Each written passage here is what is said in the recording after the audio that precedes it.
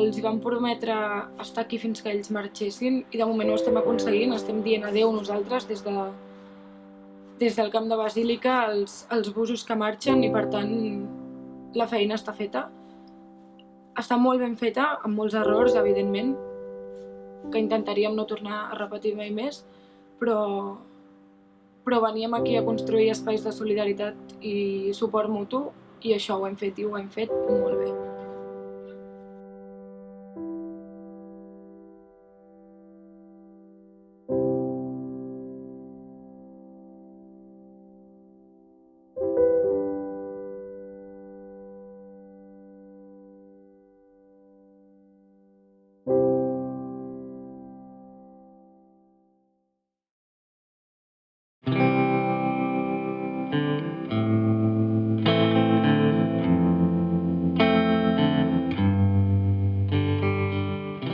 El camp de Basílica es como entrar en una fábrica abandonada, ¿no? Y de repente pues, te trobes allí que estan vivint un fum de persones, no? En unes condicions totalment inhumanes. Un espai fred, trist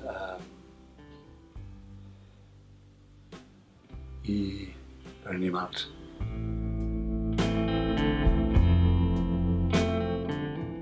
El camp militar de Basílica i tots els camps militars que hi ha a Grècia, més d'una 50 ara mateix, són els camps de concentració d'aquesta dècada. Són camps amb tanques, amb concertines, no per protegir, no són per protegir-los de que els feixistes no entrin a massacrar-los o a cremar-los les tendes, són per protegir Europa d'aquesta gent. Per tant, són camps de concentració gestionats per ONGs.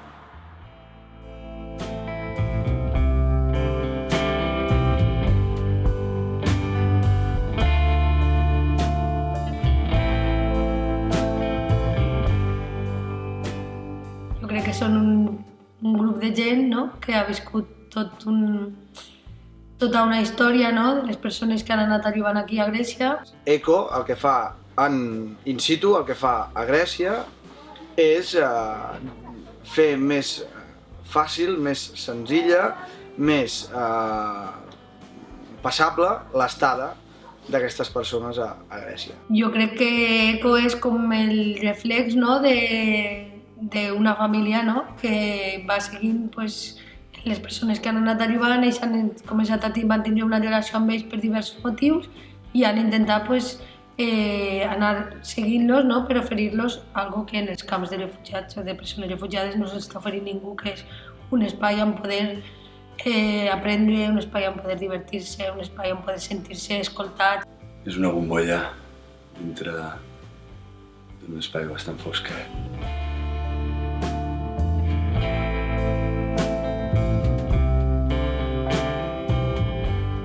El venir aquí ha sigut tornar a confiar, no? Però a veure que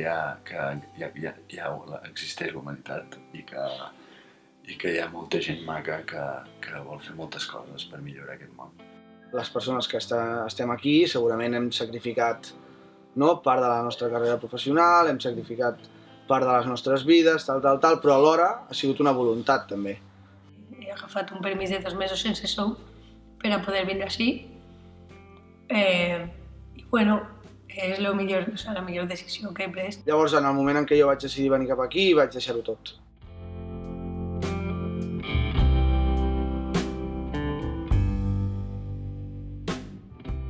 Calen mans, és cert, però cal ser molt conscient de què estan fent les mans. Cal ser molt conscient de que la bona fe no ho és tot, de que venir 15 dies amb les millors intencions no arregla el problema i de fet el pot cronificar i per tant és una responsabilitat que tothom que es plantegi venir a Grècia ha de conèixer.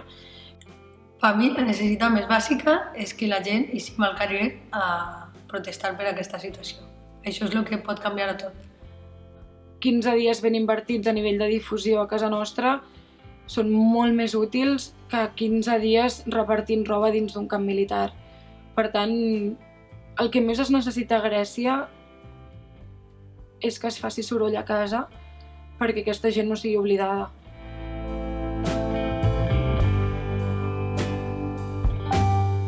És difícil tornar. Per mi ha sigut el més difícil va ser la tornada, no? Perquè has conegut a la gent, saps que han quedat aquí atrapades. No s'està preparat mai per tornar després de veure això. No, costa molt.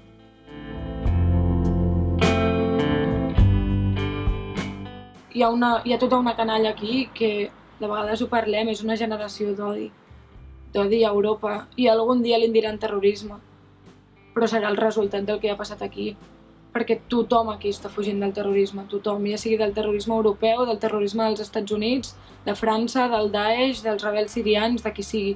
Tothom està fugint de la violència, però és el que estan generant amb tant d'odi. Per tant, hi ha un futur de supervivència, però hi haurà un futur de resposta i hi haurà un futur d'odi.